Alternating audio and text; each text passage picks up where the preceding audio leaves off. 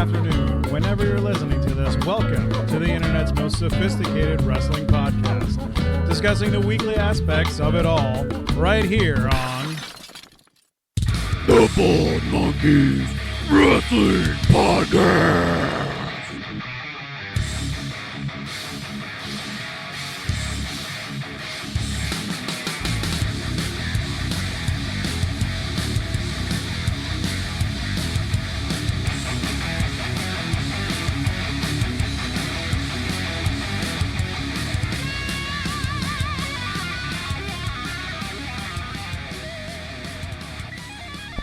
Well, happy Sunday morning, gentlemen.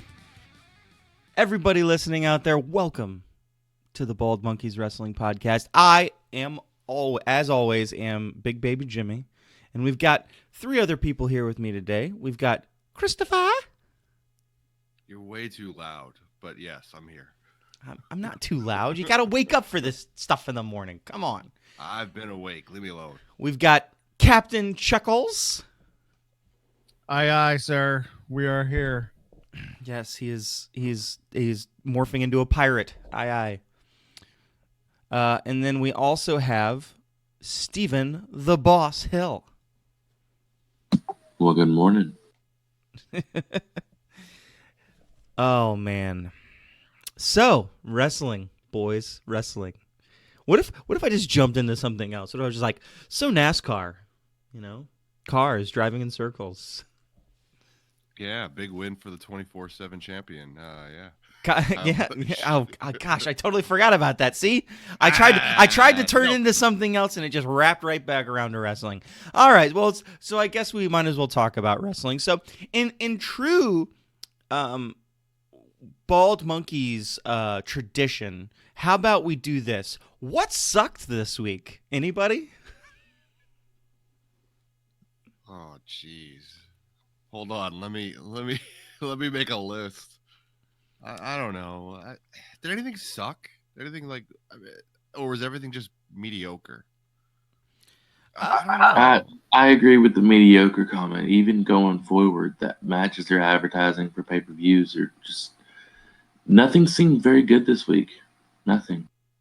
Well, the whole pay-per-view thing that they're doing right now is a little bit ridiculous. So it's become a pretty hot topic all over the place on podcasts and blogs and stuff like that. That basically what WWE is doing is they think that they see this uptick in subscriptions like the last day before a show. So they think that somehow they can correlate that with leaving people on the edge of their seat and then announcing everything kind of last minute, and that will increase the uptick. But isn't the uptick because you have people that are like, if I'm going to subscribe for a month, I might as well do it for like on the day so that I can get 2 pay-per-views? Like, I don't think it has anything to do with what they're talking about. Yep, it's 100% what you just said. I used to do it all the time. I would take a month off and wait for a pay-per-view to come because then I could get 2 pay-per-views for basically the price of 1 month. So it's strategic as how you could do it. Now, if they were smart, they would just figure out a way to schedule their pay-per-views ahead of time so that people can't do that and force you to order monthly and cut you out of it. Or force you to actually, or not force you, but give you the ability to get 2 pay-per-views for the price of 1 month to egg you on to sign up for the network. Well, that's what they do that's what they do every month, though. Because almost every single time there's 2 pay-per-views, and they always push that when they're doing their pre-show. For new subscribers, yes. Well, yes. For new subscribers, yeah. But who hasn't subscribed at some point to the network? I feel like there's not anyone out there that's a brand new subscriber. But does this lead to a greater discussion of, are there really too many pay-per-views for WWE? Like, I feel like the overall quality of the pay-per-view, as we've seen in the past couple of months with some of the Raw SmackDown pay-per-views, has definitely gone down, I think, in my opinion, and possibly even I think some of yours. I would agree 100%. I mean, we used to get really I used to get really heated about this topic actually because you have your core 4, maybe 5 pay-per-views. Like you might throw Money in the Bank in there as well.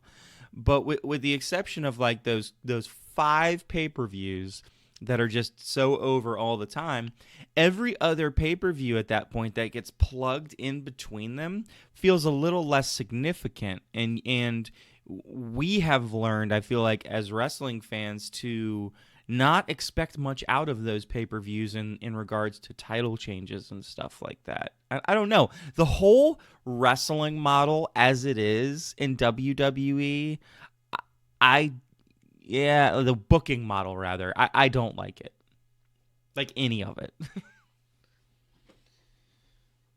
I think the biggest issue right now is there's this weird thing where we're getting less NXT and more WWE Raw and SmackDown. Like it feels like there's not a lot of takeovers going on. I feel like it's been a while. We had War Games, and then there's going to be this big gap essentially until the next takeover in February. Is it? Yeah, Portland, Oregon, I believe is where it is. So they're spacing out takeovers really well, but almost too much. Yet we're getting monthly events for SmackDown and Raw, and I think it would benefit them to throw an NXT match on these pay-per-views like they just did with Survivor Series. I feel like they should rewrite it in next year. 2020 should be the year of like, okay, let's look at this and let's just fix it. Let's have maybe one pay-per-view every month, but that pay-per-view is either a takeover or a Raw and SmackDown pay-per-view. It's not. Does it need to be a Raw and SmackDown? Does it need to be a Raw and SmackDown though, or do you do say? I don't want the split. No. Hear me out here. Hear me out though. But I say like you have your core 4 that are not split, or 5 that are not split, and then everything else is just localized. So if you count NXT pay-per-views in that, then because I heard that they were getting ready to possibly start doing NXT takeovers on Sundays. That they wanted to try that out.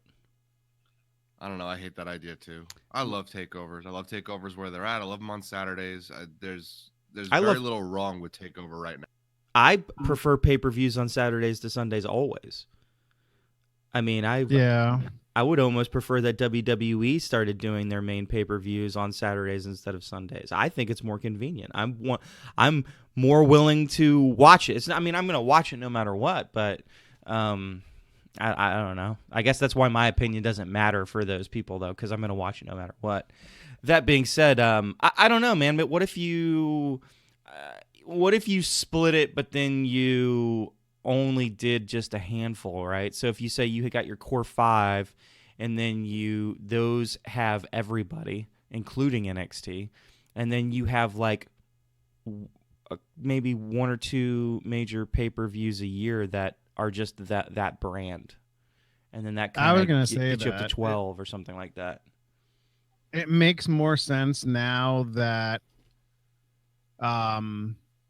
NXT is more of a main show, episodic weekly event now, like Raw and SmackDown. Now that it's not just on the network, it makes more sense to integrate NXT a little bit more into the other pay-per-views. I mean, Jimmy, you said that the next takeover is in Portland in February, and then they have the takeover after that is in April, which is right before WrestleMania, and then the one after that they have up here or semi-announced is in Boston at the end of August. So I mean, it seems like you're getting them, and it's not even like a regular schedule. It's like, I think in 2019 it was like 1 in February and then 2 months off and then 1 and then a month off and then 1 and then a month off, or 2 months off and then 1. It's very odd how they plan everything. I think oh, go ahead.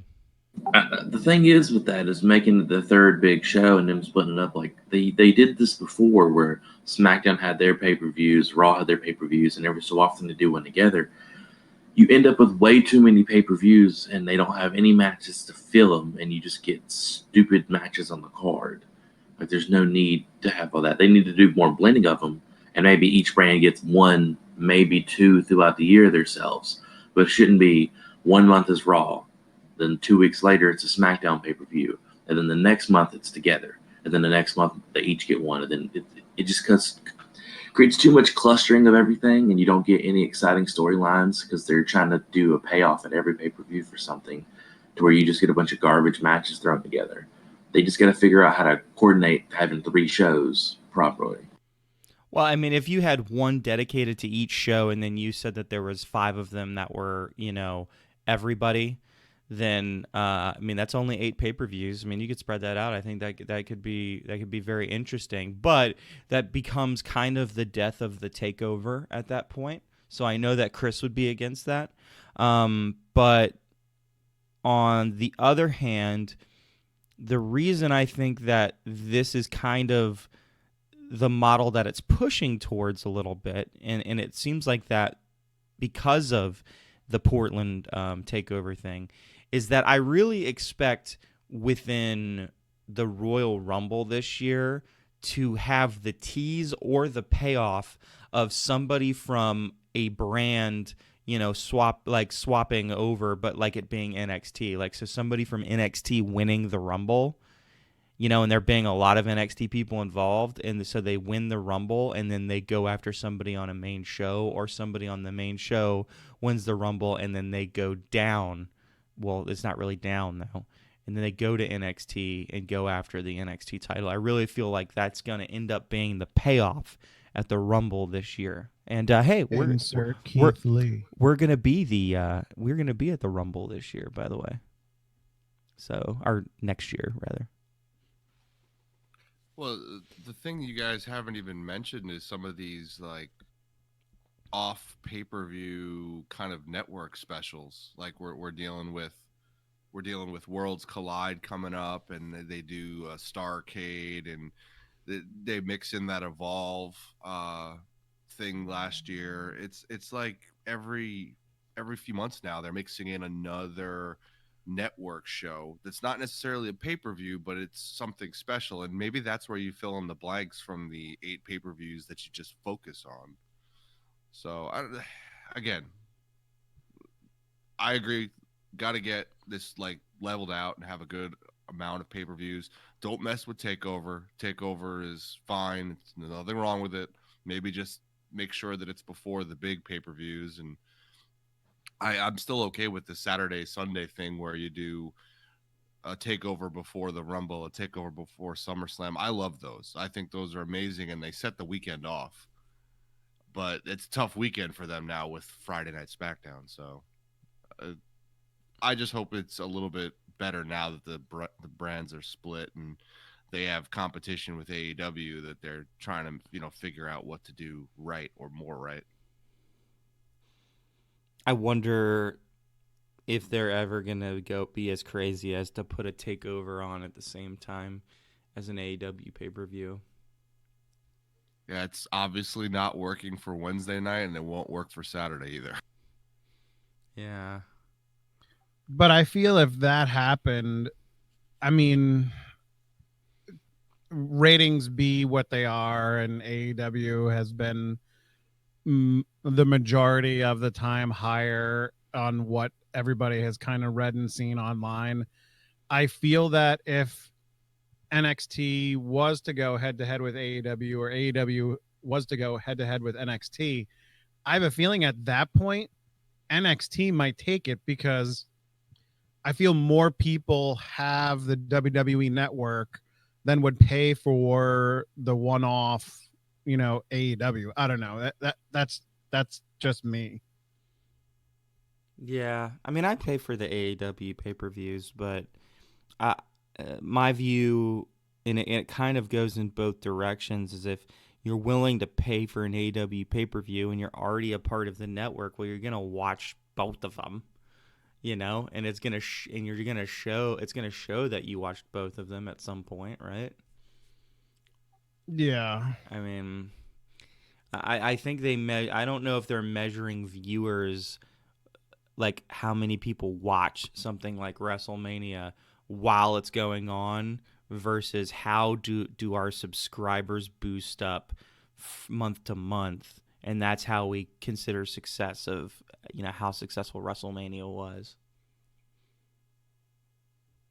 But man, a lot of talking about subscriptions and pay-per-views.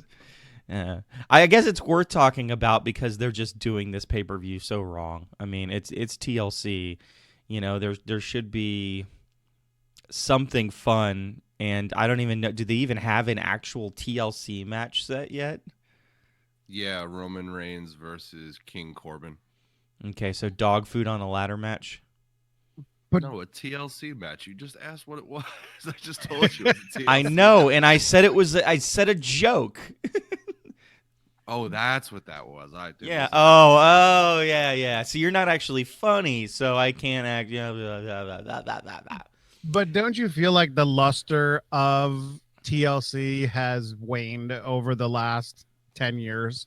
Yeah, because it's the PG era of wrestling for them. If there was one pay-per-view to get rid of, I mean, this is one of them, because it's not even the whole reason for the TLC. I mean, and anybody correct me if I'm wrong, was because at that time they were trying to combat against oh my lord, now I totally out of my head right now. Was that a Nitro pay-per-view or whatever? No, whatever. Paul Heyman's thing. Oh my god, I'm like completely gone blank. Well, did you forget ECW? Oh, thank you, Jesus, we got it. What? How did you forget ECW? Dude, I don't know. Like I just literally my head just blanked. Well, but I think that's the reason why all of that stuff happened. Well, so let's. I feel like I'm pushing. I feel like I'm pushing a bunch of Christopher opinions today because he's probably going to agree with me on at least a quarter of this statement. The problem now with a lot of these pay-per-views is that they don't need to be pay-per-views. They just need to be matches on bigger pay-per-views. So a TLC match does not need to be on a TLC pay-per-view. It can be on a WrestleMania or a SummerSlam, yada, yada, yada. Or in the same way, a Hell in the Cell does not need to be a Hell in the Cell pay-per-view. It just needs to be a Hell in the Cell match that happens, once in a while. Same with maybe even Money in the Bank. Money in the Bank doesn't need its own pay-per-view. Maybe you just do a Money in the Bank match, every now and then, and just separate the women's and the men's Money in the Bank matches. They don't have to be on the same day. You can just make it an exciting thing where it's like, oh, it's WrestleMania, we're gonna have a women's Money in the Bank match. Oh, it's SummerSlam, we're gonna have a men's Money in the Bank match, and that keeps some excitement up for those specific pay-per-views, and you don't have to build pay-per-views around it, because really all it is a couple matches that are surrounded by matches that have nothing to do with that theme. And so what's the point? Especially Hell in the Cell. Yep. You nailed it. I mean, that's the stipulation is what's cool, not the name of the pay-per-view. So I think they've fallen into this problem where every pay-per-view's got to have this huge theme, and this is the biggest one of the year, and we're gonna do Hell in the Cell, and we're gonna do Elimination Chamber, which is always cool. But it's better, I think, to name these pay-per-views something generic, to the point of what AEW is starting with Full Gear or All Out or All In or whatever they're calling them, and then just putting stipulation matches throughout. Putting those matches on the bigger name pay-per-views that are just really cool stipulations. That way you're not married to the fact that, oh, this is a TLC pay-per-view, so why isn't there all TLC matches? Oh, this is what's the other one with all the no holds barred matches or whatever, or the Extreme Rules? This is an Extreme Rules pay-per-view, so what's extreme about this match? like we are going to critique it if you push that naming convention towards us and tell us that that's what it's going to be throughout, rather than just taking a stipulation and putting it on a good pay-per-view and having a good match. Yeah, I completely agree. I miss when the Money in the Bank match was at WrestleMania. I feel like they gave you the whole year for them to think of something they could interfere in the end of that night. Like it gave so much more options rather than having the TLC pay per view when the Money in the Bank pay per view and their Money in the Bank match isn't even the final match. There's always a title match at the end that they use somebody to cash in on. Like if you're gonna have the pay per view be named something, that should be the headliner, and they don't even do that in these pay per views. So it doesn't make sense anymore. By the way, if you guys need to kick me off the podcast because of my brain fart, I'm totally okay with it. You know what? It's okay. I'll just say that since you're up in the Pennsylvania area, you know, you're doing the Sandman treatment. You've been drinking a little bit too much, and we'll give you a pass, man. It's cold this morning. The brain is slow. You know what's interesting about this name stipulation thing that you guys were just talking about is that one in particular, Extreme Rules. Extreme Rules is the biggest violator of like, this makes no damn sense, WWE. Ever since the PG era, you haven't been extreme. So why do we even have a pay-per-view called Extreme Rules? When's the last time they had a match that was quote-unquote extreme at Extreme Rules? What's extreme to you? It's nothing that they do. Well, then I guess no. The answer is that they haven't. I'm just cut to the chase with this. Well, it's just. I mean, that's just funny to me, though. You know, I mean, I don't know, but it doesn't matter. So Keith Lee, man, this guy. Whoop, whoop.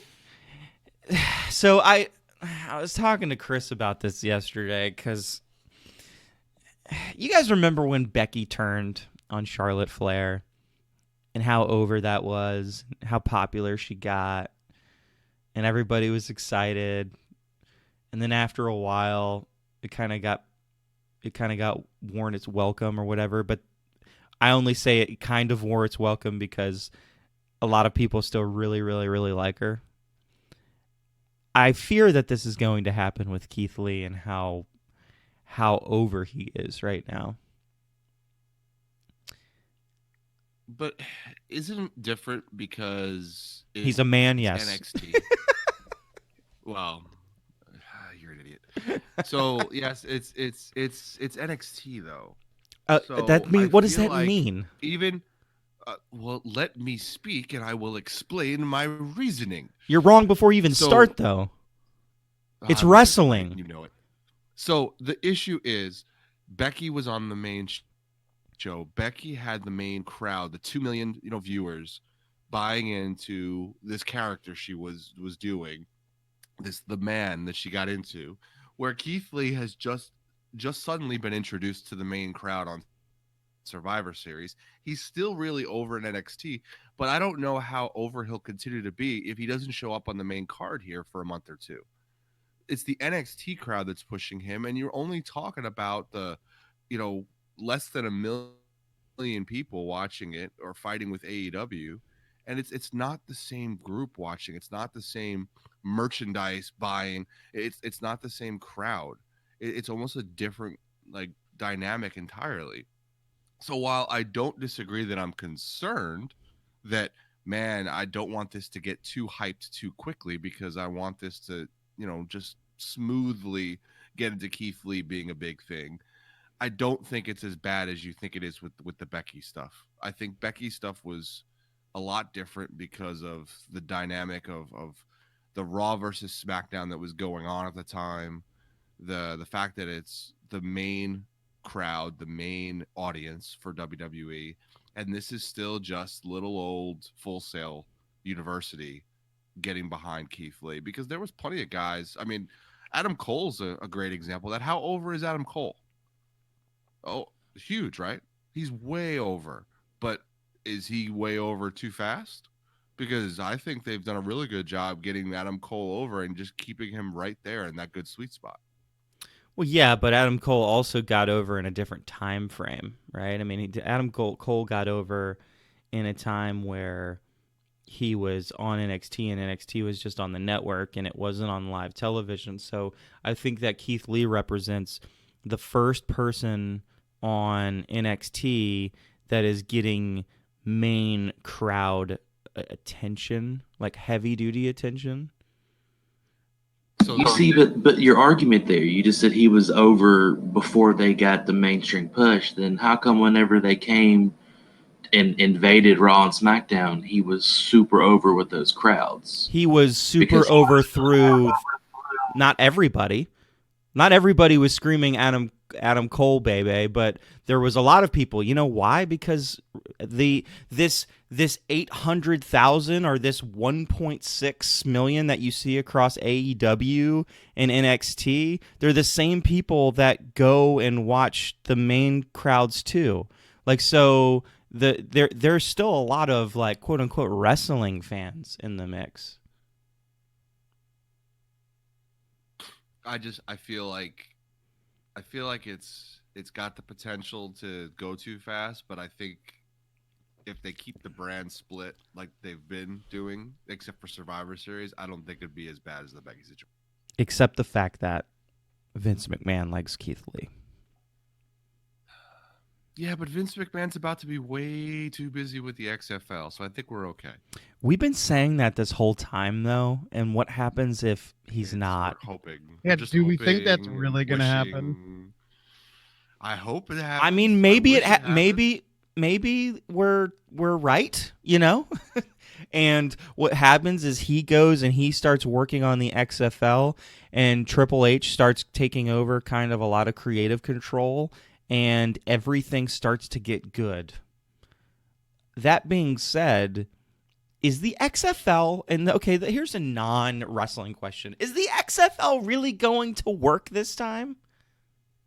No. Exactly. It's not. It might have worked back when he originally proposed it this second time because a lot of people were done with football, but people don't have that opinion as much right now. So he's getting ready to start something that's not going to work immediately. So he'll be back. It depends. I think it depends on how they promote XFL, what players they end up getting, if they end up signing someone that's not necessarily a good football player, but a big name that people will just watch because of. There could be a situation where it's successful in its own little bubble. I don't know, man. It was terrible the first time, so you would hope they would have learned from some of that. Yeah, but they've already had issues with contracts and money for players and compensation and all that stuff in talks already with some of the people that they've, tried to bring in there from what I've read online and whatnot. So I don't think it's going to work again. Like you said, it didn't work the first time. I mean, come on, like it's not going to work this time. I mean, it's not. Well, it's not. Which means Vince will be right back in our laps, screwing up everything in Raw and SmackDown. I'm keeping him out of my lap. I don't know about you. All I know is that this isn't even like, if I'm making a comparison here for him doing the XFL, he's not even AEW to the NFL's WWE. He is like Ring of Honor to, something that's small and might get a rabid following, but is just not big, but is not even, maybe not even that big. Maybe it's big like time wrestling. The 4th Street wrestling promotion. It's big time. It's big time wrestling versus WWE. I don't know. I don't know enough about it to even talk about it, and I don't want to know any more about it. I just want to watch wrestling and have Vince stay away from it. But Well, the good news is that the Viking Raiders had a squash match again this week. It was the week of squash. Was it the week of squash? I was looking over it. I don't know that it was totally the week of squash. Yeah. Lacey had a squash match. I mean, I guess like okay, like the squash matches I'm thinking of are like local talent squash matches. I mean, there was. I mean, more Matt Riddle had a squash match. I mean, you know. Yeah, I guess so. Elias humiliated Maverick squash. Dumb. Evans over local talent looked like Becky from Roseanne squash. McIntyre was over Tozawa. It was kind of a squash, but I love that Tozawa keeps getting airtime because I like Tozawa a lot. Black over Nice, pretty well squashed, but again, another guy that I liked getting a match, even though he was getting squashed. Andrade over Young, squash again, another guy that I like getting some time, even though he was squashed. Rowan over No Way Jose, same. See Chris's last two comments. And Tiro even brought that up in the text chat this week of they're bringing everybody out of the back. Yeah, that's a good Which thing. is what we asked for. Yeah, that's a we good asked thing. Yeah, Hey, exactly. If you're gonna have squash matches, I'm perfectly okay with people we haven't seen coming out there and getting squashed, and that's essentially what we got this week. It was a ton of that, except for the Viking Raiders. For whatever reason, the Viking Raiders keep beating them these random local talent. And that was, I agree with that. It was fine for that to happen until they became tag champions. Once you put the belts on them, you don't need to have them squashing people week after week that are nobodies. Let them squash people, but let them be tag teams that are actually there. It made more sense when it was the B team or Hawkins and Ryder each week rather than random nobodies. I mean, and then on SmackDown you have, you know, for the number one, you know, contendership for the SmackDown titles, you have 4 legit tag teams in there, and the Viking Raiders are still they're still in there for 5 seconds, you know, making their money and just destroying two local idiots. So what were those tag teams? It was the Revival, Heavy Machinery, Lucha House Party, and Ali and Shorty G. Yeah. So 3.5, maybe like 3.5. I don't know. Yeah. They've mismanaged tag team wrestling so bad in WWE that you say 4 legitimate tag teams, and I look at almost 3 of those tag teams, and I go, you know, I'm not necessarily a believer in Heavy Machinery at the moment because they need to be in better matches. Oh, they're fine. They're the Bushwhackers. But yeah, exactly. And then, I mean, well, agree to disagree.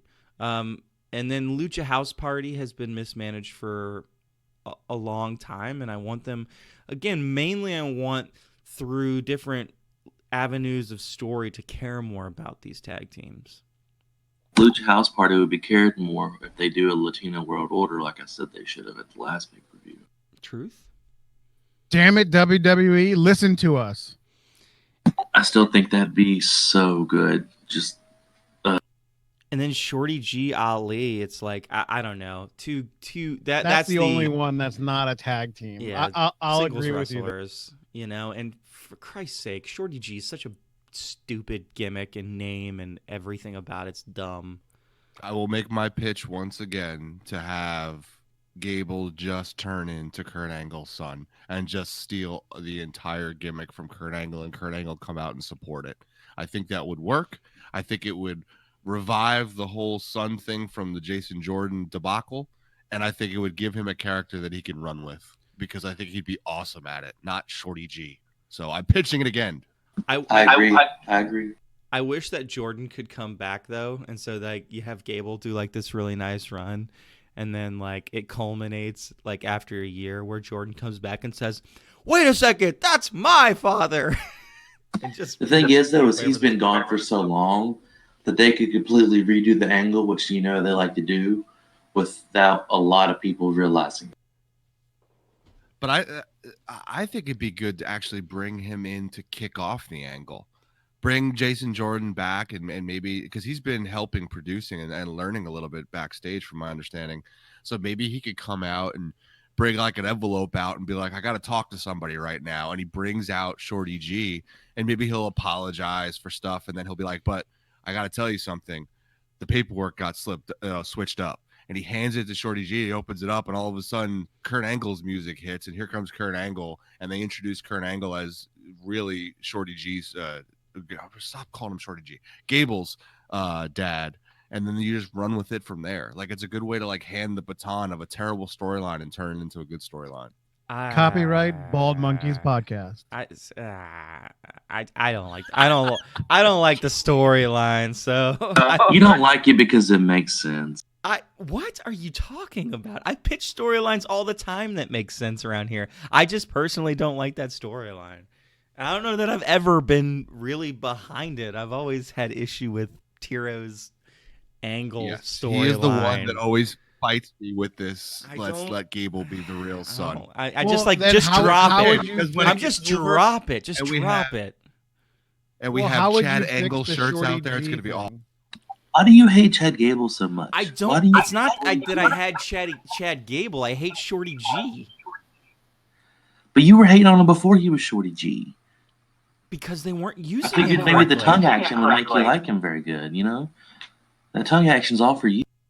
So here's the thing: like they weren't using him correctly before, and like when they had him packaged with Rude, and then they had this underdog thing, which was kind of working, but then you turned it into this weird Shorty G character, which didn't work.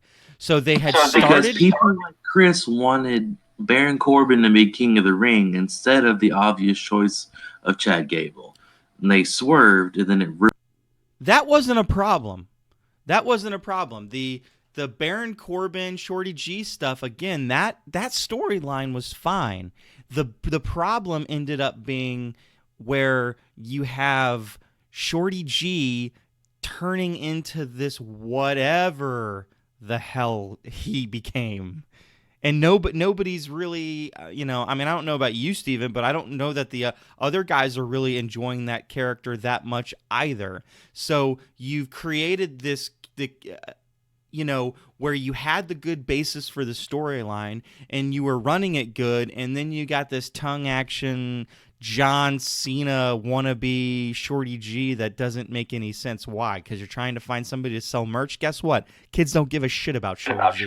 Well, that's the thing is that he's getting screen time. He's getting exposure with the fans. The Shorty G gimmick is kind of dumb. He's just wearing gym shorts and like knee pads everywhere, which is odd.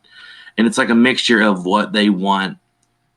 If John Cena and Kurt Angle had a kid, that would be Chad Gable at this point, being a Shorty G character. It's like they want to build him into being a future of something, but they want to get him enough exposure to make him something. You look at John Cena when he first came out. He had the frosted tips and the red shorts talking about ruthless aggression. I mean, you got to start somewhere. Give him a chance to build. Maybe his next gimmick will be what makes him, but just enjoy it while it's there. Just enjoy things. God. If John Cena and Kurt Angle had a kid, I feel it would be much better than Shorty G. Well, my only thing is this. I'm willing to give Shorty G a chance. He doesn't need to be tagged with Ali in a match. Neither of those guys need to be tagged with each other. So so I'm not going to have patience for that. Like, no, they don't. Those two, I don't. And here's the thing. I don't even care if they tag with each other, but they should not be in a match where they're going for number one contendership over a tag team belts. That's like the step too far. Agree. I don't know, man. Like, that's how we got Bobby Roode and Dolph Ziggler, and you were okay with those two. Yeah, no, they ended up working out, but I've watched the two wrestle. They don't work out. So that's the difference. We got a one-off match with Roode and Ziggler, and I was like, this kind of works. But Gable is a tag team wrestler. Gable has a lot of success in tag team wrestling. So does Ali? Why? I don't know. We have never given him a shot with that. But Gable has success with tag team wrestling, so I guess the thought was put them together and see how it goes. I thought you guys wanted them to push him as a singles wrestler, though. I don't disagree with that. I'm just disagreeing with your statement that it doesn't work with when I go and prove that Rude and Ziggler worked when we all thought they were singles wrestlers. Well, I know, but I'm saying it was one match. So we based that on a one match sample back on the podcast. So it was they had a match and we were like, yeah, that actually kind of worked really well. And now these guys have had a match and in the same sample size, it didn't work. I don't know if I thought it worked last time. I'd have to go back and listen to my opinion, but I don't know if I ever really enjoyed Ziggler and Rude. It might have I'd just been rather me and see Chuckles. guys like that split. Yeah, I'd rather see guys like that split, especially when you're heels like that, because you're taking away from the characters. Because Ziggler and Rude are such big characters. Now with Gable and Ali, both of them are kind of still building their character, so putting them together actually kind of makes a little bit of sense because they kind of feed off each other, and then they could break apart. And that's how you kind of build a singles storyline, is maybe all of a sudden they start facing each other. But I don't know. It's a one-off. Let's see if they keep wrestling together. It doesn't seem like they're going to. It seems like it really was just a one-off. I think that they should keep them paired together and call them the underdogs, and they're both small guys, and they can both dress like Roman Reigns, and that will be their tag team gimmick. Sound good? Let's move on because you're just going down a rabbit hole that nobody cares for. I mean, but also Pot calling the kettle black. SmackDown really didn't have much of anyone else to choose from to be a fourth tag team in that. I mean, have 3. Yeah, well, yeah, I agree. I'm agreeing with you. Relax. I mean, they had the B team. You have the Cologne brothers, and like that's almost about it. I mean, there's really no one else. So the Cologne brothers? Are the Cologne brothers still in WWE? They're still on the rosters. Are you serious? Like, I'm very surprised by that comment. Like, are they really with them still? Yeah, that caught me off guard too. A house show, a tape. Like, I don't think I've even heard their names in months. But that brings up another problematic thing, though, which is that why does it need to be 4 tag teams when it can be 3 and you can spotlight the legitimate tag teams more? Because this is what they need to do. They need to build the legitimacy of the tag teams. I mean, it's already debatable whether it was a good idea for the Revival to win that match. I mean, I like the Revival. I guess I'm fine with it, but I can see the argument where all you've had is the New Day and the Revival over and over and over again. Yeah, but I'm okay with that because all we've had is the New Day and the Usos forever, and those are just great matches back then. I was about to say the same thing. The New Day and the Usos were great, but where were the Usos? Why didn't they put them in that match? Exactly. If you put the Usos instead of Shorty G and Ali and let Shorty G and Ali do their own thing, that makes a lot more sense. Put Shorty G in a program against somebody. There's plenty of heels. I mean, there's an abundance of heels. So there's a lot of room to do what you guys said. Give them a chance. I'm not opposed to giving a chance. I just don't think that the tag team angle is the right angle for either of those guys because they're both, at this point, I think they can do better things. You're right. Chris was right because with Chad Gable, it's the Kurt angle. That's the angle for him. The Usos are technically on Raw. Well, there you go. It doesn't change the fact that they still need to be present. I don't know. I mean that goes back to the Viking Raiders. Wouldn't it be more interesting to have the Viking Raiders have a program with AOP? Hell yeah! And then you could even do an angle where at the point where they finally have Seth turn and go with AOP, AOP is just winning the titles or something like that from Viking Raiders. I don't know. You want to talk about another match that doesn't quite make logical sense? We were talking about this last night too. So this NXT triple threat match that's getting ready to happen for the title or for the number one contendership of the title. How does this match make any sense to anybody? It makes like 2/3 sense, and then it doesn't make sense. It's like you've got Tommaso Ciampa. Okay, that makes sense. Tommaso Ciampa pinned Adam Cole. And then you've got Keith Lee, and that makes sense because Keith Lee pinned Adam Cole. And then you've got Finn Balor, who all he's ever done is kicked Adam Cole in the face and not actually pinned him in a match. And beat up Gargano and just beat Riddle. But why would that go into William Regal's logic for why he deserves to be in that match? I honestly think this is, and I hope actually, this is a setup to let Ciampa go back to being the heel that Ciampa needs to be, where Ciampa is going to steal the win from Keith Lee. Because they obviously kind of teased a little bit of dissension there with putting them in a match together. And obviously now Ciampa's going after Goldie, and this is the perfect time to let Ciampa get back to that true heel that he's been good at. Because I don't love this Ciampa compared to the other Ciampa. I agree. And that's the thing, is they've been kind of plugging the little he's only about Goldie. Like even back with the takeover stuff, you mentioned at the end of SmackDown that week, he was standing there staring at the belt and all of them were celebrating. That's the only thing he cares about. He doesn't care about his partners. They can even bring back up the whole Gargano stuff where your partner doesn't matter. Goldie matters.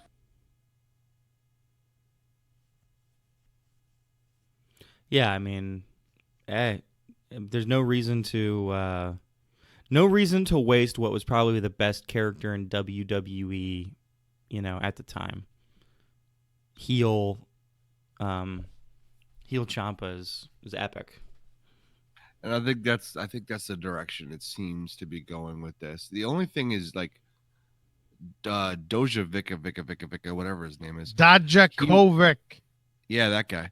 He seems to be left out of this equation where, he even does a little social media, kind of sends out a tweet that just says, okay, kind of being left out, where it's like, well, why isn't this a 4-way match? Like, you could make the argument that he should be included in this match as well. And maybe he inserts himself, and that's kind of where we go with this, where maybe he needs to go back to being a heel because he was kind of playing the heel role against Keith Lee.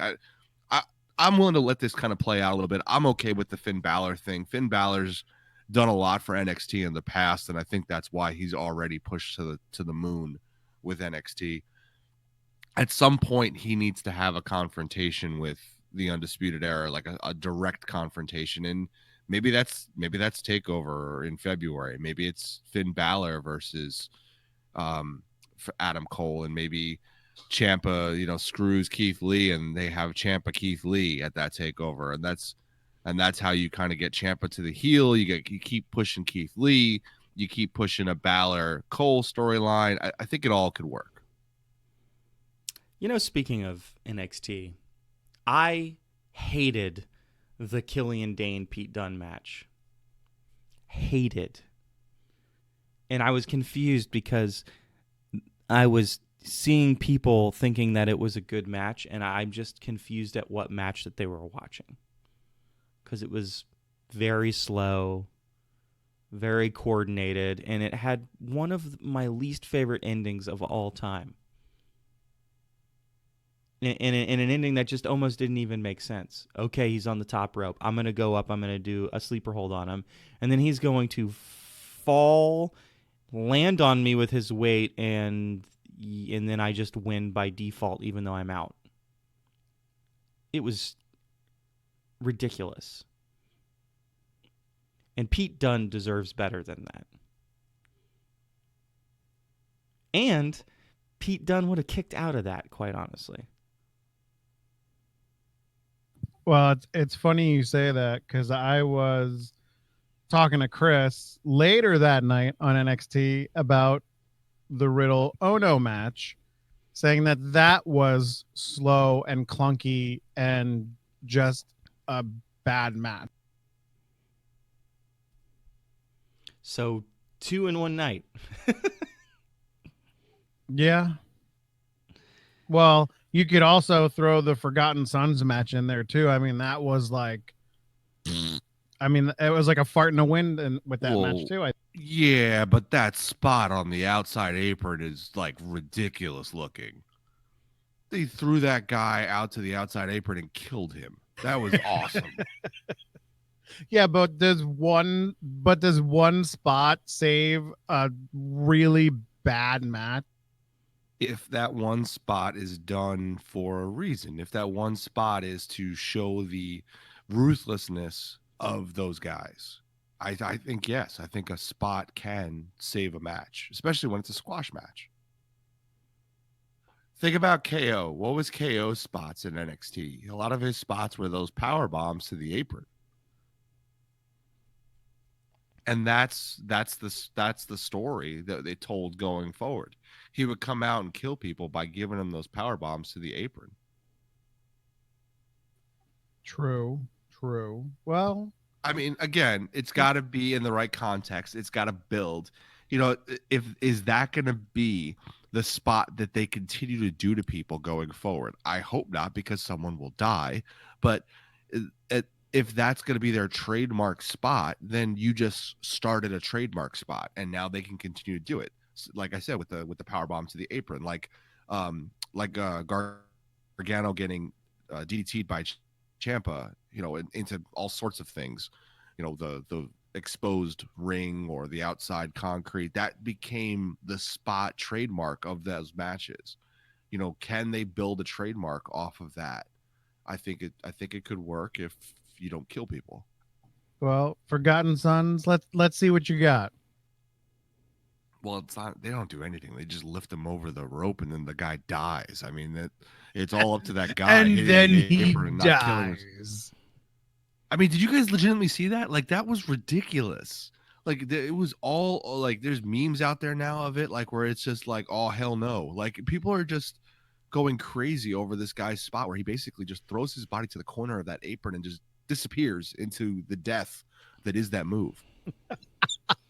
I love the description.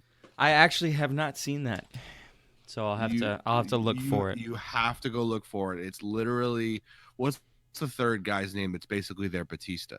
He takes him, lifts Riker. Thank you. He's next to the ropes with a guy. He lifts him up into almost like a rock bottom kind of motion, and then just throws him down on the other side of the ropes into the apron on the outside corner. Not like to the outside directly to the floor, like directly down onto the corner of the apron, and the guy like hits the apron and then rolls into nothingness and disappears off the screen, and just like, he's dead. He's gone. I bet you could voice over the Jim Ross, he broke him in half, and that'd be perfect for that spot. So, what are we expecting out of Worlds Collide coming up in January? Well, can we take a second to go back to Worlds Collide this year? Because I don't remember it. Was that the one where Dream won a shot at any title he wanted? Yes. Okay. So that's what we're measuring up against. I don't know that it was a bad thing. It was I recall it being a fairly entertaining match overall. But I wonder if it's going to be on the same scale, because it seemed to be a pretty small scale, but it's at a much bigger. Is that a different venue entirely this year? Well, it's actually, yeah, because the venue last year, I think, was like a convention hall or something, because it really wasn't that big of a deal last year. Where this year it's actually at the basketball arena. So it's much bigger. I think they're already starting to promote it. Unfortunately, it seems like we're going to get something with Ono again, because he seems to be calling himself a UK wrestler. I think it'd be really cool if they did a Worlds Collide where they did almost like a Clash of Champions, and they had the title holders from the UK fight the title holders from NXT. I think you could have a lot of interesting matchups. The one that I would be afraid of is Walter versus Adam Cole, because I feel like that would just be like Adam Cole dying because he would just make him look so small, and those chops would basically have to just chop him in half. But I would love to see like some of the tag title match would be pretty cool. You have a North American title, but they don't really have any middle title for UK, so they could throw maybe a couple guys at Roddy. It'd be interesting to see what they can mix in. I have a feeling it's going to be more of a opportunity show like it was this year, where it's like, here's a bunch of guys and you get an opportunity at any title you want, instead of it being a, hey, we're going to actually do UK versus NXT. Because at some point you have to put some stipulation in there that leads to something going forward. Yeah, the last two worlds collide. One was at the Phoenix Convention Center, which is small. One was at Pier 12 in Brooklyn, which is small. I mean, the Toyota Center is a totally different you're in a totally different arena going into that place than the other. It's like it seems like they're making it a takeover without calling it a takeover. Yeah. But are they going to build to it like they would a takeover? That's the real question. Like, they're already talking about who's going to face Adam Cole, I guess, in Portland, right? This is what this triple threat match is going to be. Or are they going to have that match before they even get there? I guess I can see a storyline where they have a match, it gets broken up, and they have some kind of triple threat in Portland. It's going to be interesting to see what direction they take Worlds Collide, because it definitely seems bigger this year, which is cool, because it's, why not? Why not mix in a pay-per-view before the Rumble that ties to the Rumble going forward? Maybe that's always going to be Worlds Collide before the Rumble, which is good for them because they get everybody in one area before the Rumble, and now you have all these picks of guys that could show up at the Rumble. Yeah, instead of doing like, old guys that look like they might break in half coming into the ring, you get what's one of the most memorable things in the Rumble the last few years? Like Adam Cole coming out and the crowd going crazy, right? Like, bringing an NXT guy in to the Rumble, I think, is a great idea for a one-off, not to bring him up, because as you know, I want no one to come up to the main roster. I am 100% with Champ on. I feel like it's bound to happen eventually, but it's just not going to happen to some of those main people. Again, it's more likely to happen with a guy like Keith Lee than it is to happen with Adam Cole. I think Adam Cole makes a lot of sense for Adam Cole to stay there forever. Some of these big guys, though, Vince is just gets very excited, man. Well, Keith Lee's not that. Is not like, okay, Keith Lee's a good wrestler, but he's not that good of a wrestler. Does that make sense? He's got a different style. Like, we've talked about this in the past, where he's had these matches that seem very slow, but they're entertaining. And it's just not the style of match we're used to in some of these Seth Rollins matches and some of these AJ Styles matches, and obviously Adam Cole's matches. It's a different style that I don't know how it's going to mesh with these guys. It's almost like Lesnar versus these small guys. It's a completely different match, and it's interesting. I don't see that coming with Keith Lee unless you make Keith Lee a bad guy. Like, can you make him a face and have the same Lesnar, AJ Styles, Lesnar, Finn Balor match that you're going to have with a guy like Keith Lee who's that big and powerful against a guy who's that small in a Balor, Styles, Cole, etc.? I think you can. I mean, in my opinion, I think Lee is way more athletic than Lesnar. So, I mean, he has that going for himself. I mean, yeah, the matches might seem a little slow sometimes, but we've talked about it before. The stuff that he does, I mean, is above and disagree with me if you want, above and beyond what some of these other big guys, have done in the past. Is he any better than Big E? Like, and I'm not comparing them for the obvious reasons, but they're both bigger guys and they both do a couple of bigger spots. Good comparison. Like, is Keith Lee just another Big E maybe a little more athletic than Big E. Big E's got different athleticism. Obviously, he's strong as anything. But are we just repeating a character almost? Like a big guy that can do athletic things? To that point, why not just give Big E a run as a singles competitor? I mean, heck, we were wanting them to do that because, with Xavier Woods out, it made sense that this was the perfect time to, break them up for a hot minute. I still think we're going to get a Big E singles run within the year.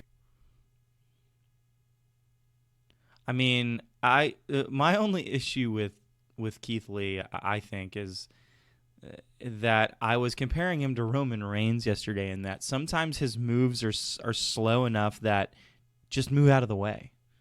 Like, oh, he's gonna hop over the rope and like throw himself into you, but he does it slow enough that it's like just move out of the way. Thus, why the Superman punch is the worst finisher ever. Agreed. Hey, the poll was pretty close. That's all I'm saying. The poll was dead on even, neck and neck throughout all polls. So it's very interesting how the Bailey to Belly and the Superman punch are both voted as pretty mediocre as far as finishing moves go. Well, only one of them was a finisher technically.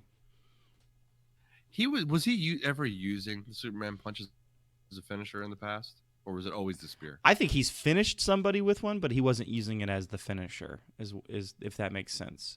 Because he used to have like a power bomb back in the day, right? Which, why doesn't he do that anymore? Do that sometimes. Well, I think there's too many people with power bombs. If you think about it, you got Keith Lee who does the spirit bomb. You got Kevin Owens who does the pop-up power bomb.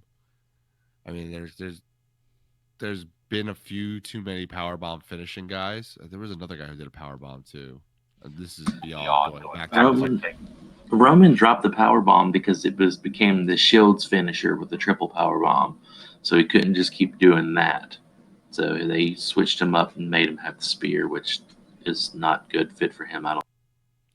My main thing with it though is it's just about diversity in your moveset. So use it every now and then, pull it out every now and then, because it makes for a more exciting match when you're not just doing the same three moves over and over again. And that goes for everybody. I mean, that being said, I do not want to see Brock Lesnar do a shooting star press because he might actually die this time. Face plant. How about the women this week?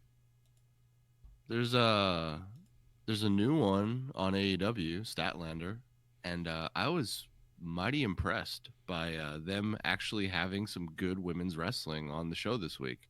And she made Sheeta look as good as Sheeta really is, and it was a good way to get them to show that, no, wait, we do have women on this roster that could wrestle, and here they are. Unfortunately, it's only a few. Maybe there's 3 or 4 of them in a Nyla Rose and a Statlander and a Sheeta. But it was nice to see them give them a spot where, you don't even have to have Sheeta win to still be a number 1 contender in their ridiculous rankings. Statlander beat her, but it was a great competitive match with an interesting ending, which we'll get into on a side note with Miss Rhodes. But it was just good to see the women, getting another shot in AEW. The Nyla Rose thing was also interesting to see her just power bomb Leva Bates, power bomb the ref, power bomb Shayna, and then obviously do the spoof on the WWE mess up from the prior week with Britt Baker, or I should say Adam Cole's girlfriend, in the crowd. Yeah, definitely the best week for the women on AEW since I think they've started. I mean, I agree with you. And I love that when AEW tweeted out that Nyla Rose had been suspended for the rest of 2018, like everyone went like insane, like, oh well, she already served it. Great. Man, Twitter, you gotta be able Twitter. To, you gotta get it right. Your I know, man. I always hate that because I'll spend time and I'll read it like a couple times and then it'll be wrong. And I'm like, shit. It's interesting. It's interesting with the women. Like, it seems like they're keeping Nyla Rose down a little bit to use her later on, almost, right? Like, it's like they're like saving her for something bigger, maybe, but I don't know what that is. And then they're using this whole uh Kong Rhodes thing, which it just feels so much like the straight edge society. It's ridiculous. I don't know if it's a spoof on it or if it's them thinking they're being original, which it's not. It's weird where they're going with the women's division. It even has a little bit of the Maria Kanellis in Impact feel to it, where she's trying to rule the women's division. And I don't know, man. I wish they would focus a little bit more on the women's wrestling, but I also criticize the talent that they have on that roster a lot. So it's like I might criticize it for not having the right talent when they're focused on them. It's a chicken before the egg thing. At some point, they got to get the women showcased a little bit more, and they have a few good ones, but they just need to do better storyline. I've been enjoying on AEW the different vignettes that they do across the board. So I think that we used to complain a lot about the Dark Order and the Dark Order not having enough direction and there not being enough storyline. And so these vignettes that they've done have, kind of done a very good job of like making you care about the Dark Order a little bit more, I think. And then they also have that one that I saw the other day, which is a Jurassic Express vignette. And I really or the promo. It was like a vignette where it was like they were out in nature, and it was like following, and this might have been on AEW Dark. I'm not sure if it was on AEW, it would have premiered this week. I did not watch AEW this week, sadly, because I was traveling. But on AEW Dark, they had like this spot where it was Jungle Boy and Luchasaurus and Marco Stunt like out in the wilderness, and there was like a guy cutting a narration over it, talking about them and their natural habitat and stuff like that. It was really funny. Yeah, I think that was last week, because this week they came out and challenged up to Jericho at the end of his little promo and rant. Yeah, it might have just been something that was on Dark, because I don't remember it I don't think it was on the show last week, so I think it was just a spot that was on AEW Dark. I'm not sure if they're going to put it on the main show. I think they should, because it's very entertaining. That's what I'm into wrestling for too, man. That's the easiest thing. Does it entertain me? And you know what entertained me? You know what was, and a lot of people didn't like it, but I actually thought it worked really well, was them handcuffing Roman Reigns to the ring and putting dog food all over him. That really worked for me. Makes me actually care about Roman Reigns like kicking their ass. There's so many people out in social media universe that are like, how could you do that to Roman Reigns? He is better than that. The dog food. Oh my God. How could you do that? It's good. It's like, yeah, it's like, get over it. I'm like, okay, how many times has WWE done stuff like that? Maybe not with dog food, but I mean, we've had poop in the ring. We've had beer. We've had milk. We've had a plethora of other things in the ring that people have either gotten sprayed with, gotten thrown into, blah, blah, blah. Get over it. Get over it. And honestly, if Roman Reigns didn't think it was a good idea, and WWE didn't think it was a good idea for the storyline that they're doing, I mean, how many times have we heard over the last 2 weeks, we're going to humiliate you. We're going to humiliate you. Well, there you go. You got it. Deal with it. Shut up. Stop complaining about everything. Yeah. It's I don't know. I find it the whole storyline to be working for me, and with this added stuff, because I think early on I didn't like it at all. Actually, it was really rough. But Yeah, yeah. I like the mean, dog stuff and generally. everybody who listens to this podcast and everyone who is on this podcast knows I am not the biggest proponent of Roman Reigns, but I disagree with all of the people going negatively on the spot on Friday. But I agree with you, Jimmy. I enjoyed it. What was that? You said you want a Roman Reigns T-shirt? Is that what you said? No, that is not what I said at all, at all. Um, No, but no, it was. He wants to bend the knee. Let's. No, I don't want that either. Don't, not at all. But what they did worked for the storyline. Yeah. I think it was great. I think all the backlash is ridiculous. It's exactly what you need to do when you have a character that is perceived as the big dog. It's exactly what you need to do when you have heels that need to be dirty, rotten heels. I mean, again, Corbin is amazing. He is the face maker. He does a great job playing his character, being the whiny heel, being the guy that puts over the face every time, and building up to a match that I'm sure it'll be fine. They've had good matches. The fact that people are bored with the Corbin Reigns feuds and the Corbin Reigns matches is ridiculous to me. They've had good matches. They're both talented guys. They're both athletic guys. It's fun to watch. So people need to stop criticizing or critiquing something that is actually good. What would you rather have?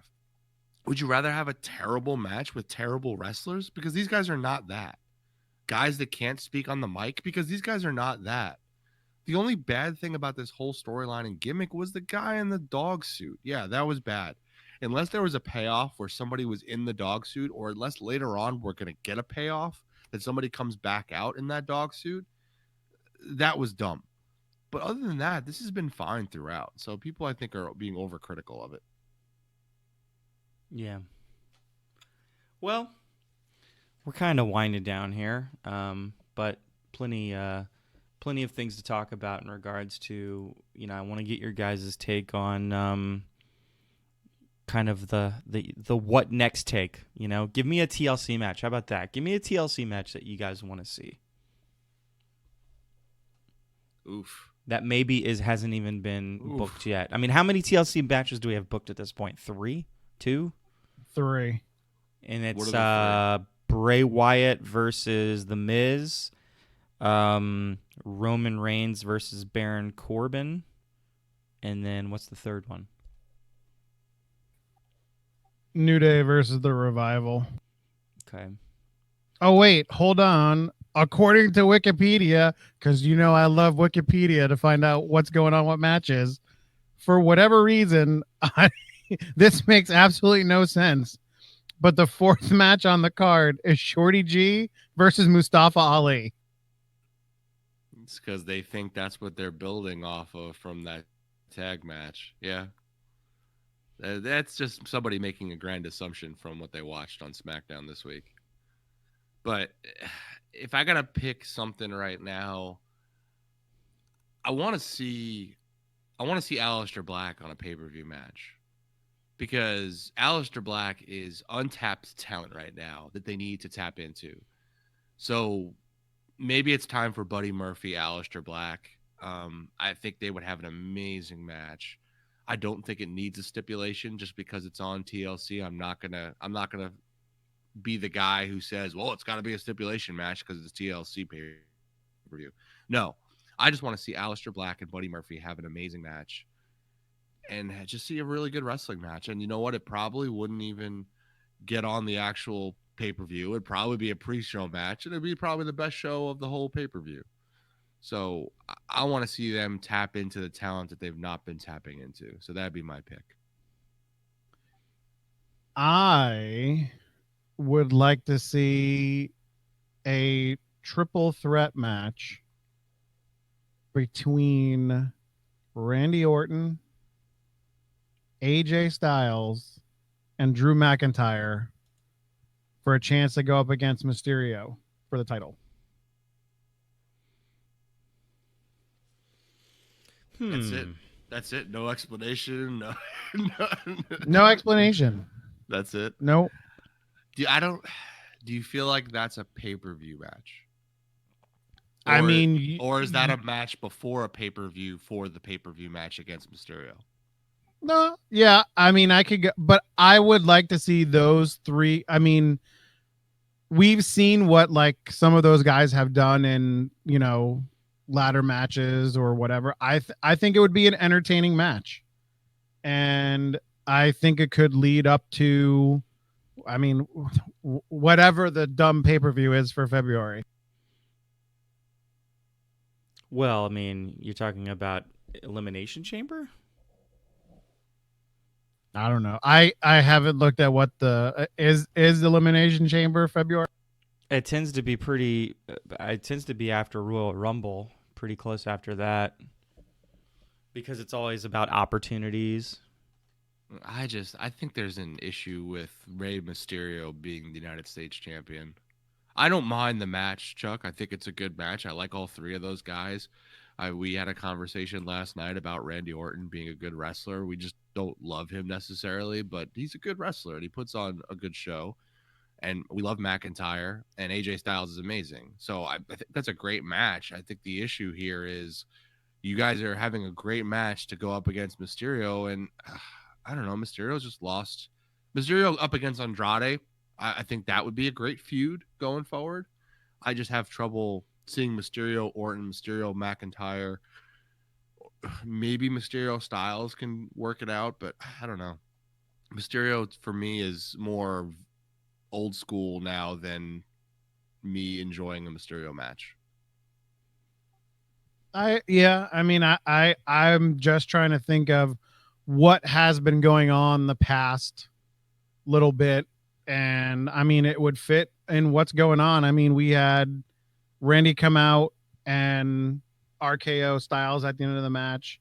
We had McIntyre call out Orton during Raw. So I mean, it makes sense with what they've kind of been putting on Raw. By the way, it doesn't look like there is a WWE pay-per-view other than NXT TakeOver in February. Elimination Chamber looks like it's March 8th in Philly. Philly, huh? It's interesting that letting TakeOver stand on its own. By the way, we'll put this out there that two of us on this podcast were at the first ever Elimination Chamber match. And neither of those people is me. And Shawn Michaels won. See, this is tricky, right? Because I hate. So you got TLC, tables, ladders, chairs, and how many of those three matches are actually a TLC match? Just the one? Just the one. Yeah, just the one. Just the Reigns. You need a crazy TLC match, or at least what they define to be a crazy TLC match. But then who do you put in that match?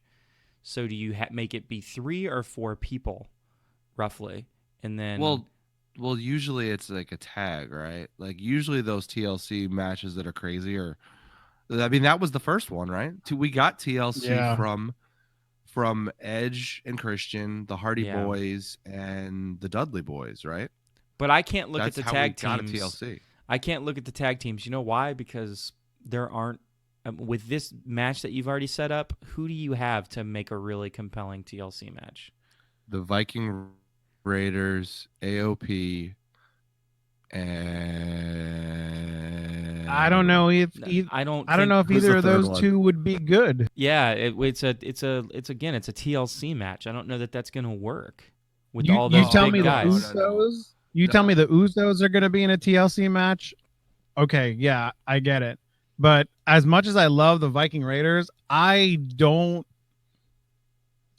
picture them in a TLC match, and I definitely don't see AOP in a TLC Okay, match. timeout, guys. You're both wrong here. Did you guys watch War Games? Both of those tag teams were in War Games with all sorts of stuff going on in that match. Chairs, tables. Like, there's no reason why those two What teams about can't do a AOP? TLC match. AOP, yeah. AOP was in War Games with Roddy against Undisputed Era. You had two. You're talking about two tag teams that have proven themselves to be able to do gimmick matches with tables and ladders and chairs. Then who So else? the third, I don't know who the third team is. I can't think of a third team off the top of my head right now. But those two teams are perfectly okay in that match, I think. I feel like it would be just easier to put together a really good TLC single match that has like 4 people versus the tag teams. Because even so, if you put tag teams together that can do crazy spots, they don't necessarily make sense. And then the problem is they haven't done anything to build up the Viking Raiders versus AOP. So how does that make sense? You could do it real quick. I mean, you could do it Monday night. I mean, that's the thing. That's what they're doing, I guess. They're Yeah. doing these things really fast, right? So it can happen really quick on Monday, and then all of a sudden, here you go. Here's a match. But what instead if you said, okay, let's do a, Gallows and Anderson. I'm sorry, I forgot about Gallows and Anderson. Gallows and There Anderson. you go. The OC. There you go. There's your third team. Well, I was thinking more do like how about something like Aleister Black, Buddy Murphy, Cedric Alexander, something like that. You know what I mean? That'd be an amazing match. So Buddy Murphy makes sense with Aleister Black. And then if you're really interested in that weird Ali, Shorty G thing or whatever, you could throw them into that match. And then you make it for, contendership of something. Number 1 contendership of a belt. Doesn't have to be the belt, but just a belt. And then you already have that pair off of Buddy Murphy and Aleister Black. And yeah, I mean, that'll be a little bit of a spoiler that neither of those guys are probably going to win because they're going to create even more story for themselves within that match. But it makes for a good match. You got a good set of people. I mean, shit, you could put 6 people in that match if you really wanted to. Instead of... I mean, yeah. Ricochet. Yeah. So do it as like a number 1 contender for their brand's mid-card belt? That's possible. Or you just say, yeah. And then you have a surprise entry.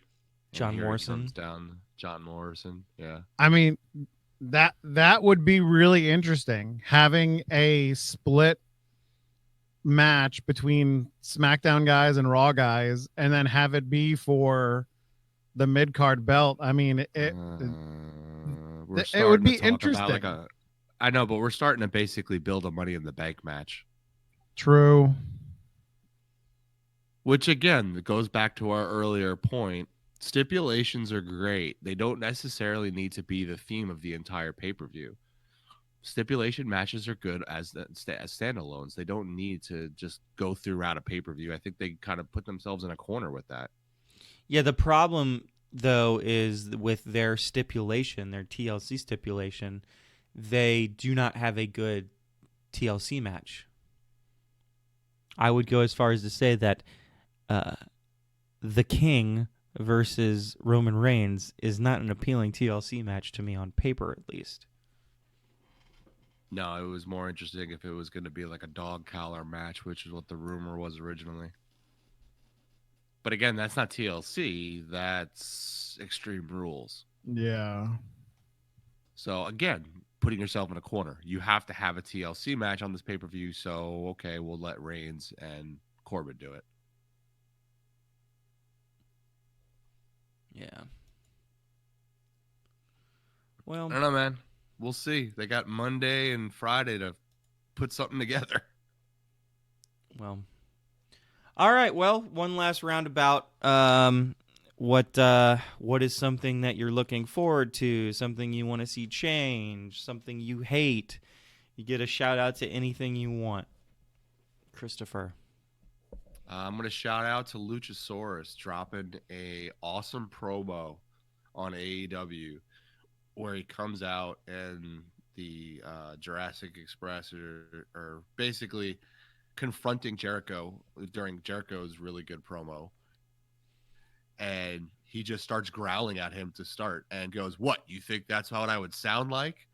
And he talks about, the oppression that dinosaurs have had over millions of years.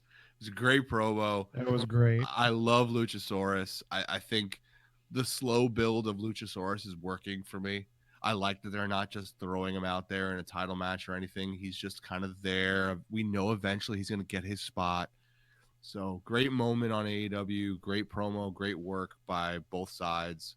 I like Jericho's lexicon. I thought it was pretty hilarious as well when he went into the different names on it. And, I just bravo to AEW taking an old gimmick, which I criticize them of sometimes, and making it something new, but giving a guy a chance to get over in Luchasaurus and him doing a really good job with his opportunity.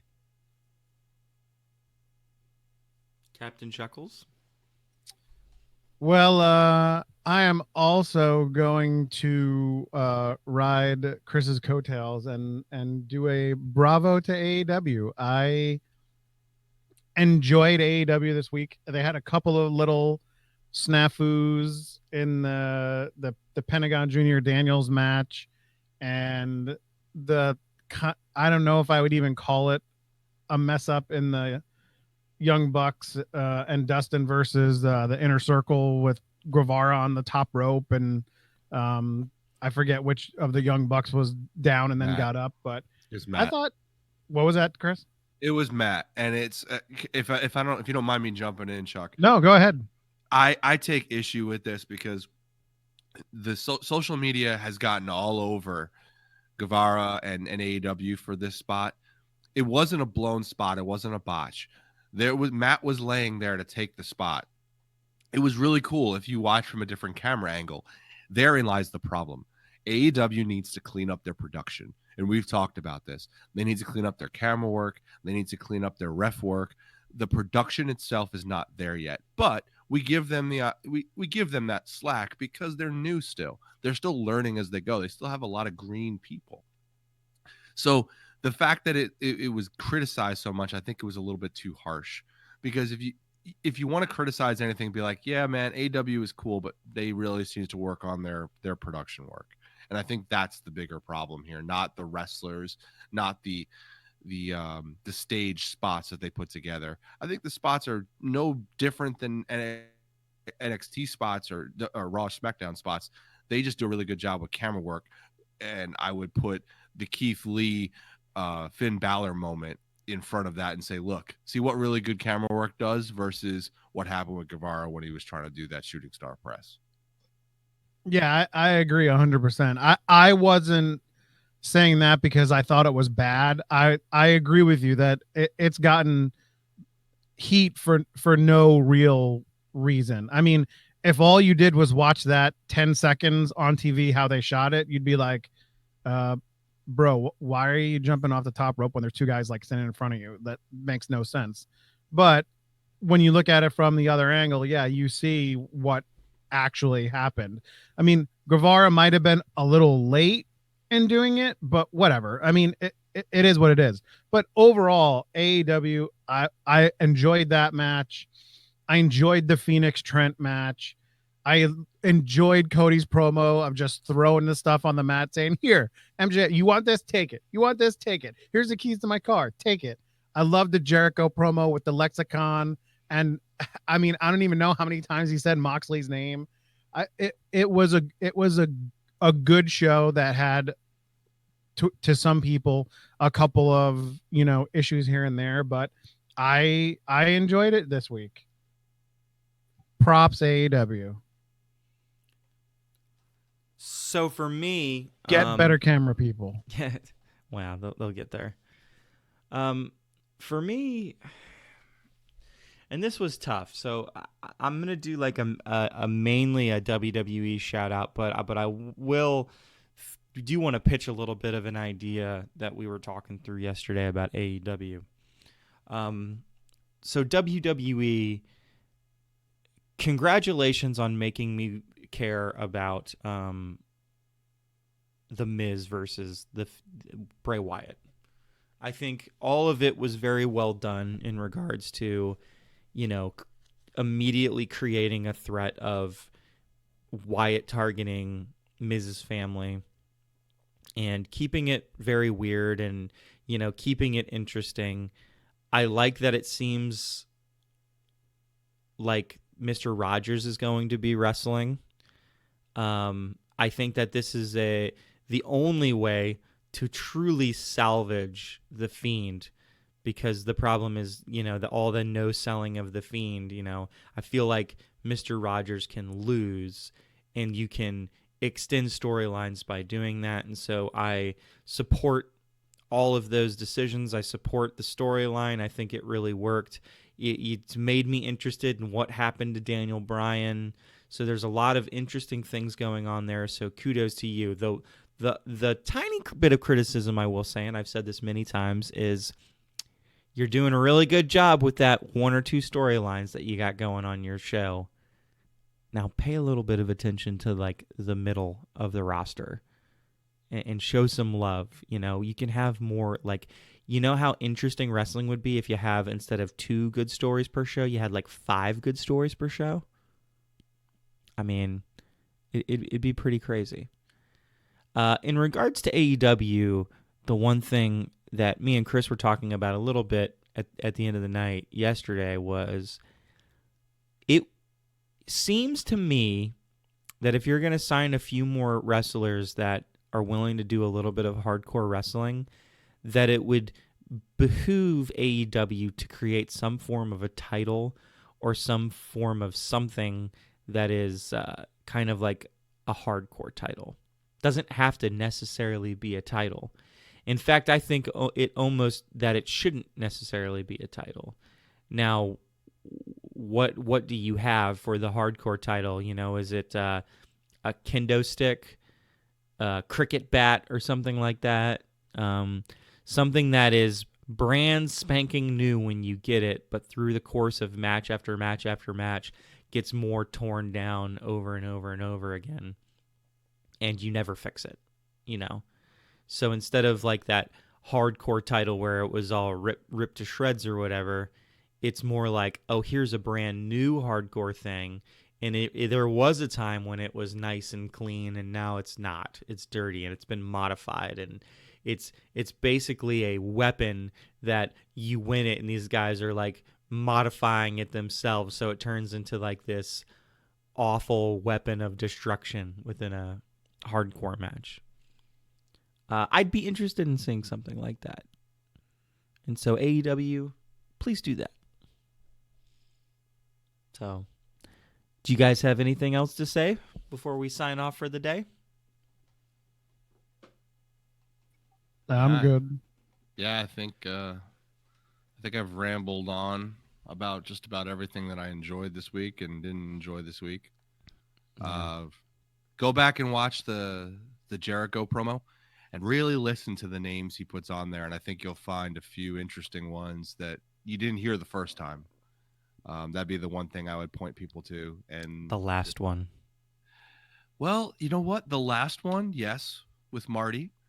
But if you really listen closely, and I had to go back and I heard the Page reference, but what I didn't notice the first time was the AJ Styles reference, because he actually references Alan Jones, which is AJ Styles, which is pretty hilarious to me. And he just dropped so many different WWE people's names in there that it was just a big old middle finger to WWE. And it made it even better when I went back and listened to it. So go back. It's on YouTube. Go listen to it. So that'd be my last little point of the week. Yeah. And can we get a separation, please? Can we get a separation of NXT and AEW already? At the end of the day, you guys all want good ratings and you want to make money. There's no reason to compete against each other. It just doesn't make sense. And it's just hard for me to flip back and forth the channels, and I don't wanna mind, like, rewatch. I want to watch live. I've heard, like, Steven's complained about taking shots. Like, I don't care about the taking shots. That's fun. It's like wrestling fun or whatever. And even Impact has done it where they take shots at AEW.